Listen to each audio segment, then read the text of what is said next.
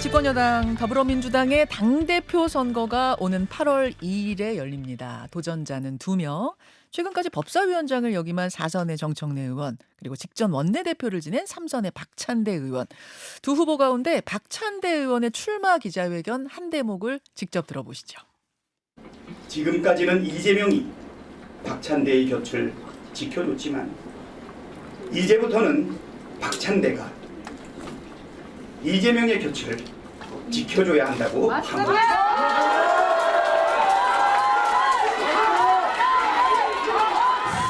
하면서 울컥하는 이 장면 굉장히 화제가 됐었습니다. 박찬대 의원 지금부터 직접 만나보죠. 어서 오십시오. 네, 안녕하세요. 아유, 기자회견 이렇게 하시다가 울컥 눈물을 보이셨어요. 사실은 감정이 그 전에 좀 약간 고조가 됐어요. 어. 제가 22일 동안 대선 선거운동 기간에 네. 사실 연설을 이렇게 막 할 때 우리 시민들의 행동에 대해서 얘기를 많이 했어요. 계엄이 터졌을 때 맨몸으로 장갑차를 막았던 분들, 네. 총칼 앞에 몸을 던졌던 젊은 여성, 네. 그리고 계엄이 해제됐음에도 불구하고 국회 담장과 문을 지켰던 그 젊은 여성들, 예. 월동 준비 아무것도 안 하고 와서 신문지 하나 깔아놓고 그 차가운 콘크리트 바닥에 몸을 던졌던 그분들. 그래서 저도 집에 갈 수가 없었고 새벽 3시, 6시, 9시 자전거를 타면서 그들 잘 있는지 돌아보고 문이 열려 있으면 나가고 문이 안 열려 있으면 진짜 그 철문에 대롱대롱 매달려서 그들하고 눈을 맞췄던 거. 그다음에 또 여의도에서 광화문까지 열 이틀 동안 100km를 걸었는데 네. 그때 함께 했었던 또 여성시대 민주 여성들, 그 시민들이 있었기 때문에 우리가 계엄도 해제할 수 있었고 또 탄핵, 우리 소추안 가결도 예. 100만 명을 훨씬 넘는 뭐 200만 명에 육박하는 그 시민들이 국회를 압박을 해가지고 국힘당이 본회의장에 들어오게 만들었고 그래서 비밀투표를 통해서, 그래서 저는 그런 얘기가 아마 그 전에 막 있었던 것 같아요. 근데 그때부터 감정이 막 오르다가 거기서는 이제 우리 이재명 대통령께서 든든한 받침이 돼가지고 내가 대변인도 그다음에 최고위원도 원내대표도 했는데 다시 당대표를 도전하는 마당에 그 빈자리를 내가 채워서 잘 이끌어갈 수 있을까 이런 생각도 들었지만 국민들을 생각하니까 국민들과 함께 지지자들과 함께라면 할 수 있겠다라는 심정에 감정이 확 오르더라고요. 그래서 너무 당황해가지고 근데 뭐 화면 보니까 뭐 눈물을 비친다든가 이런 건 전혀 없는 것 같아요. 다만 호흡을 좀 놓친 것 같아요. 물론 한마디로 울컥. 복받쳐 오른 거죠, 감정이. 그렇죠. 복받쳐 감정은 오른. 좀 복받쳐 올랐던 것 같습니다. 그러니까 아니 그럴 수밖에 없을 것 같은 게 이재명 대통령하고의 관계 인연이 얼마나 되셨죠? 2년은 꽤 됐는데 본격적으로 같이 손을 잡고 일한 것은 21년 7월 1일로 정확하게 기억하는 게 20대 대선에 예비후보 등록한 날이 7월 1일이에요. 네, 네. 제가 그때 미국 의원 외교 때문에 워싱턴을 갔다 왔는데 복귀하자마자 바로 7월 1일부터 수석 대변인으로 그때부터 함께 해가지고 딱 만 4년을 수석 대변인으로 맞아요. 쭉 했고 대선 패배 후에 많은 논란 속에 네. 개항을로 복귀하지 않습니까? 예. 그때는 또 비서실장으로. 그러셨죠. 네. 그러셨죠. 그리고 근데 최고위원으로 원내대표로 뭐 계속 같이 했었죠. 그러니까요. 그다음에 또 직무대행도 2번이나 하고. 직무대행 2번이나 하셨어요? 그러니까 이제 이분이 당대표 연임을 난 생각도 못했어요.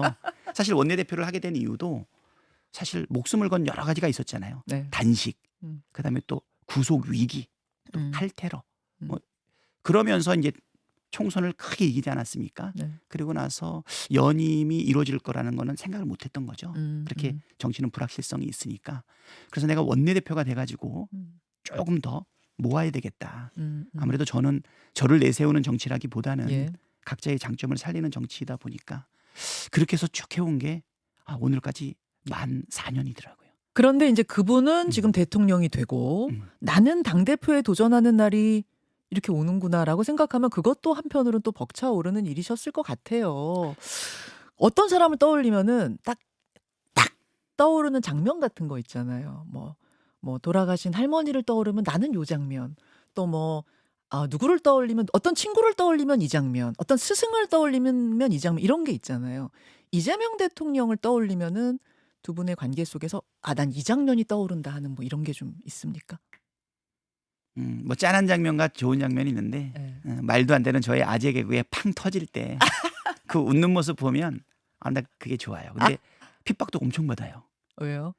최고위원일 때는 네. 좀 이렇게 사람이 유쾌해도 되는데 예. 원내대표가 되고 나면 사람들의 기대가 다르다. 어. 그래서 좀 점잖아야 되는데 아재 개그 좀 삼가하는 게 좋겠다 이렇게 진지하게 조언을 하시더라고요. 아 진짜요? 네.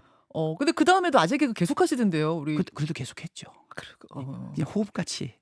근데 이제 그럴 때마다 팡 터지는데 예. 또 영민하기 때문에 저의 개그는 예. 머리가 있어야 알아들어요. 아 그렇습니다. 제일 먼저 반응하는 게 우리 이재명 대통령이신데 팡 터지면서 하지 말라니까. 하지 마 막 이러거든요. 근데 뭐 이분의 삶에 예. 보면 나는 저렇게 절대 못한다 할 정도로 혹독했잖아요. 처참했잖아요. 예. 어떻게 견딜까 이런 생각이 들었는데 웃을 일 없는 그 사람한테 한번 팡 터지는 그 웃음 보고 싶어서 그래서 이제 그 생각을 많이 했고 예. 근데 처참했던 장면은 우리 가덕도 공항 현장에서 제 음. 발밑에서 음. 피를 엄청나게 흘리면서 쓰러져 있던 그런 모습. 진짜 그 현장 계셨죠. 네. 그 현장. 그런데 그런 뭐 이런 개인적인 인연도 있으니까 그래. 그분이 대통령 되셨으니 난 당대표가 돼야지라고 바로 생각하셨을 것 같은데 당대표 나갈까 말까를 엄청 오래 고민하셨다면서요. 사실은 4월 4일 날 대통령 파면 결정이 나고 난 다음에 예. 4월 7일자로 당대표를 그만두고 제가 직무대행을 그날 맡았어요. 예. 그때 이제 바로 이어서 그분은 이제 딱 진로가 정해졌잖아요. 음. 대통령으로. 음. 박찬대는 딱 대선이 있는 6월 3일까지 그리고 마무리하는 6월 13일까지는 제가 직무대행과 원내대표를 같이 하는데 예. 그 이후에 대해서는 어떤지 사실 궁금하셨을 거 아니에요. 예. 물어보셨는데 예. 생각을 해보니까 제가 그때까지는 아무 계획이 없었더라고요. 물어본 분은 이제 이재명 대통령이. 네. 네. 그래서 네. 그때까지는 아무 생각이 없었던 것 같아요. 왜냐하면 12월 3일 날 진짜 이 불법 계엄을 경험하고 나니까 그때까지는 해제까지만. 해제가 되고 난 이후에는 제2, 제3의 계엄을 막아야 했다는 생각만. 그 다음에는 또 탄핵소추안을 어떻게 가결할 건가. 12월 7일 날 한번 불성립되고 네. 12월 14일 날 기적같이 됐잖아요. 예. 많은 분들이 과거의 정치문법으로 얼마나 찬성표를 얻었냐 이렇게 물어보는데 예. 하나도 얻지 못했거든요. 아. 오로지 해야 될 일이기 때문에 그래서 했고 음. 그러면 헌법재판소가 얼마나 준동이 있었어요. 음. 그 와중에서 결국은 파면 결정이 일어나고 음. 그리고 대선까지 치렀기 때문에 사실 4월 7일 그 시점에는 대선이 2달 남은 상태에서 저의 진로에 대한 어떤 고민도 없었거든요. 예. 그래서 제가 그렇게 말씀드렸더니 그분도 안 믿으시더라고요. 아니 나한테는 좀 솔직히 얘기해봐 이러는데 정말이라고 그랬는데 6월 3일 날 대선을 치르고 마지막 날까지 불안했죠. 6월 2일 밤에 여의도에서 마지막 집회 때 유세를 하는데 네. 방탄유리 밖으로 나와가지고 자꾸 다니시는 거예요. 그러니까 얼마나 불안해요. 예. 어떤 일이 있을지 모르는 그 불안감 때문에. 마침내 이제 당선이 됐는데 그때부터 이제 문자가 날라오기 시작을 하더라고요. 문자 어떤 문자가요? 당대표에 출마하라고. 박찬대 의원 나가시오. 이 당원들의 문자가. 그 숫자가 점점 가열차면서 예. 점점 많아지기 시작을 했습니다. 예. 그때까지는 당대표에 나올 유일한 후보가 음. 사실은 정청래 우리 법사위원장으로 맞습니다. 판단하고 있었는데 이제 저도 거기에 나와라. 아하. 어떻게 보면 당의 주인인 우리 당원들이 네. 당대표 선거 너희들이 결정하는 게 아니라 우리들이 결정하는 것이다. 머슴들끼리 겨루어봐라. 그러면 주권자가 선택하겠다. 뭐 이런 심정으로 보냈는데 그게 어떤 의미의 좋은 연판장인 거죠. 그래서 연판장도 나오고 이러면서 고민이 시작이 됐던 거죠. 그렇군요. 네. 그렇군요. 네. 뭐 정청래 의원하고 두 분이 친하셔도 경쟁은 경쟁이니까 서로 자신의 강점들을 지금 열심히 호소하고 계세요. 물어보니까 박찬대 의원의 강점은 뭡니까? 이건 내가 정청래 의원보다 더 좀 잘하는 것 같습니다.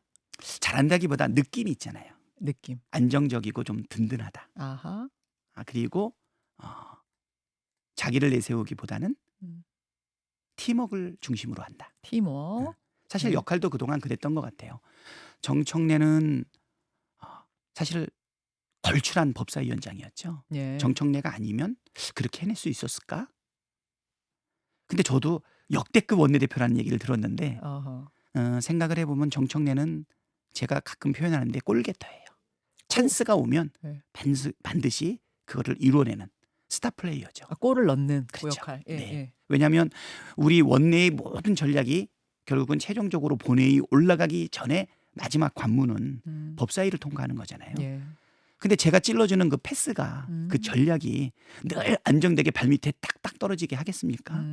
가끔은 급하게, 그럴 수- 가끔은 좀 멀리 뭐 그럴 수 있죠. 예상치 못하게. 예. 하지만 골게터 정청래는 그거를 받아서 예. 한치도 망설이지 않고 저의 전략에 그리고 같이 응답을 했던 것이죠. 저의 원내 전략이 없었다면 정청래가 그렇게 하기 어려웠을 거고 나는 정청래가 없었다면 그렇게 무수히 많았던 개혁 법안과 특검법 그다음에 탄핵안을 그렇게 올릴 수는 없었을 것이다.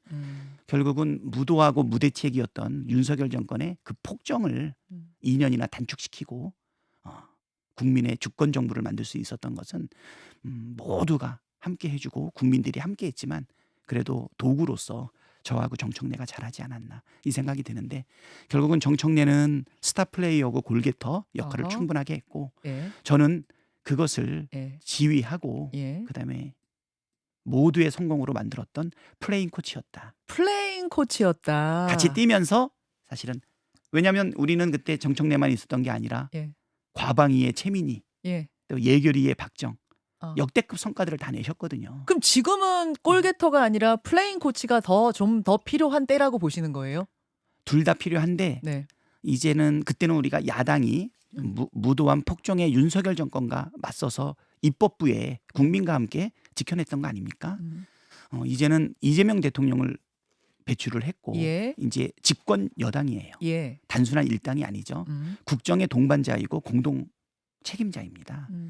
그러면 지금 국민들이 원하고 있는 4가지 시대적 과제가 내란 종식 네. 완전히 해야 되고 제도적으로 막아낼 수 있게 해야 되고 또 민생도 회복해야 되고 예. 경제도 성장시켜야 되고 물론이죠. 궁극적으로 국민 통합도 이뤄내야 되지 않겠습니까? 이것을 해나갈 수 있는 성공하는 이재명 정부를 만들기 위해서는 당과 정과 그리고 다 하나가 대통령실이 하나가 돼야 될 텐데 그 원팀을 이끌고 그다음에 팀 플레이를 중요시하고 자기를 드러내지 않으면서 네 플레잉 코치가 필요할 때가 아닌가 이렇게 생각합니다. 아, 조금은 큰 그림 보는 지휘자, 플레잉 코치, 그 안정되고 든든한 안정되고. 당정대 관계 원팀. 안정적이고 든든한 당정대 관계를 이룰 수 있는 사람 나다, 박찬대다 이러셨는데 정청래 의원이 어제 SNS에다가 그런 거 쓰셨더라고요. 정권 초기에는 아웃복싱보다는 강력한 인파이터가 필요하다. 박찬대 의원은 아웃복서다. 그 얘기는 그 전날 또 하셨어요. 3대 개혁에 있어서 1회 전부터 속도감 있게 몽골 기병처럼 몰아붙여서 이기겠다. 싸워서 승리를 해야 당정대 원팀도 가능하다. 이렇게 얘기하셨거든요. 몽골 기병의 비유 들면서 어떻게 생각하십니까? 이 몽골 기병은 제일 먼저 쓴 게 저희 원내대표 제가 5월 3일 날 취임하면서 우리의 네이밍을 뭐라고 했냐면 네. 개혁 기동대로 제가 표현을 했어요. 아, 박 의원님이요? 네. 그래서 우리는 기대다. 어허. 개혁 기동대다. 어. 기대가 아주 크다. 개기대. 그렇게 하면서 우리가 몽골 기병처럼 사실 쫙 몰아붙여 왔거든요. 그거는 무도한 폭정을 하고 있는 윤석열 정부를 확실하게 견제하고 싸울 때 강하게 싸우는 거죠. 그렇게 열심히 7개월 동안 아니 14개월 동안 싸웠던 박찬대가 예. 그때는 아웃복서라고 얘기할 수 있나요? 그렇지 않죠. 왜냐하면 여당일 때도 예. 예, 플레잉 코치는 필요하고 예. 야당일 때도 플레잉 코치는 필요하다. 아. 하지만 저희가 야당일 때는 사실은 인파이터였습니다. 지금은 왜 아웃복서라고 얘기해 주나? 그래서 저는 아웃복서를 생각해 본 적은 없는데 정청래 우리 전 법사위원장이 저를 아웃복서라고 얘기를 해줬을 때 그거 참 좋은 역할이다. 아웃복서는 일단 밀어붙여서 공격하고 기회를 얻는 것이 아니라 치밀하게 판단하고 네. 포인트를 얻어가면서 네. 전체 흐름을 조율하는 거 아니겠습니까? 그렇죠. 그렇다고 아웃복서가 안 싸우나요? 어. 복서는 철저하게 싸우는 겁니다. 어허. 전략이 다를 뿐인 거죠. 그럼 아웃복서로 이렇게 하다가 플레잉 코치처럼 하다가 몽골 기병 같은 속도감이 필요할 땐 나는 그거 하겠다. 나 원조 몽골 기병이다 그 말씀이세요? 그렇죠. 저는 원조는 야당일 때도 여당일 때도 네 저는 강렬하게 싸워왔고요. 알겠습니다. 다만 지금은 우리가 협치를 포기할 수 없지 않습니까? 예. 하지만 협치의 대상이 안 된다라면 그때는 민주주의의 원칙대로 밀어붙일 때는 밀어붙여야겠죠. 지금 뭐 이따 물어보실지 모르겠지만 지금 추경 같은 경우 예. 저쪽에서 목미를 부린다. 그럼 협치의 이름으로 언제까지 지연하겠습니까? 언제까지를 시한으로 보세요, 의원님? 저는 이번에 6월 국회 중에 해야 된다고 생각합니다. 6월 국회 중에 추경 통과시켜야 된다고 보세요. 네. 아마 오늘 시정연설에서 대통령도 그 부분을 아마 설득을 하고 연설을 할 것 같은데. 7월 4일까지이기 때문에요. 예. 이제 추경안이 30.5조가 제한이 됐잖아요. 예.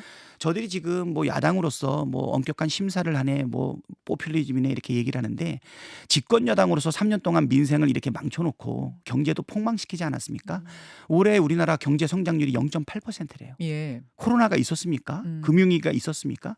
그런 거 아무것도 없는데도 무능한 실정으로 우리나라 경제와 민생을 이렇게 만들어 놓고 정부 여당일 때도 아무것도 안 하고 야당일 때도 그 탄력으로 더욱더 발목만 잡겠다라고 하는 것은 정말 시대착오적이고 한심하다. 계속 만약 이 부분에 대해 문제 제기가 있다면 그때는 더 기다릴 수 없다.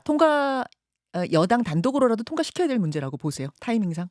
저는 결단할 때는 결단해야 되고 그거 자체가 민주주의의 원리 아니겠습니까? 알겠습니다. 당대표로 출사표를 던지신 분이기 때문에 현안에 대해서 짤막한 입장이라도 좀 간략하게 듣고 가고 싶었는데 시간이 3분밖에 안 남아서 네. 우선 속도감 있게 개혁 같은 것들은 추진하겠다라고 말씀하셨는데 네. 언론개혁, 사법개혁, 검찰개혁 중에 이 언론개혁 관련해서 이제 이진숙 방통위원장의 여러 가지 발언이 최근 있었기 때문에 제가 질문드립니다. 최민희 의원은 방통위 자체를 해체하는 법안도 지금 고려하고 있다 이런 말씀을 하셨더라고요. 어제. 네. 박 의원님 어떻게 보십니까? 글쎄요. 뭐 그거는 과방위원장께서 그동안에 방통위의 문제와 관련된 부분을 오랫동안 고민한 끝에 내렸던 결론이죠. 근데 그게 완전히 합의된 생각인지는 조금 더 살펴봐야 되지 않을까. 예, 그리고 그 내용은 아직 제가 검토해 보지는 않았는데요. 예, 언론 개혁은 뭐 통하고도 말씀을 나눠봤지만 예, 대통령. 예, 언론의 자유를 신장시키는 그 원칙 자체는 우리가 견지는 반드시 해야 되고 현장의 목소리와 그 다음에 또 정치적 후견 제도는 더욱더 적게 하거나 예. 없애야 되는 방향으로 가야 된다는 입장은 분명하고요. 지금 현재 방통위의 구조 자체가 지금 이진숙 단독 체제 아닙니까? 예, 독임제로 가자고까지 주장하고 있지 않습니까? 맞습니다. 그런 거에 대해서는 분명하게 단절시키는 것은 맞다라고 보입니다. 예. 개선할 것은 개선하고 보완할 거는 보완해야 되는데 최민희 위원장께서 내셨던 그거는 네. 사실은 조금 더 논의를 좀 해볼 필요는 있다. 어떻게 그렇습니까? 결론을 내릴지는 살펴야 되지 않을까 싶습니다. 어제 윤석열 전 대통령에 대한 이 체포영장 청구가 기각이 됐거든요. 나가서 조사 받겠다라고 윤 전 대통령이 이야기를 했습니다. 이 부분 어떻게 전망하세요? 일단은 한 번 정도는 사실은 호흡을 조절한 것 같아요. 뭐 그동안 경찰이 뭐 서너 차례의 소환에도 전혀 불응했던 분 아닙니까? 네. 그리고 헌법재판소에서 발언을 보게 되면 네. 무슨 생각으로 말씀하시는지 국민들이 헷갈렸던 것 같아요. 저는 국민의 정서에는 맞지 않는다고 보고요. 6월 28일 날 출두한다 그랬으니까 예. 그날의 수사 여부를 보고 국민의 정서에 맞게 또 내란 수계라는 거 군사 반란이라는 것까지 고려한다라고 하면 당연히 구속 수사하는 게 맞다 이렇게 생각됩니다. 알겠습니다. 박찬대 의원 당대표의 출사표를 덧친 박찬대 의원과 오늘 함께해 주십니다. 박 의원님 오늘 귀한 시간 고맙습니다. 네, 고맙습니다. 박찬대 의원이었습니다. 너무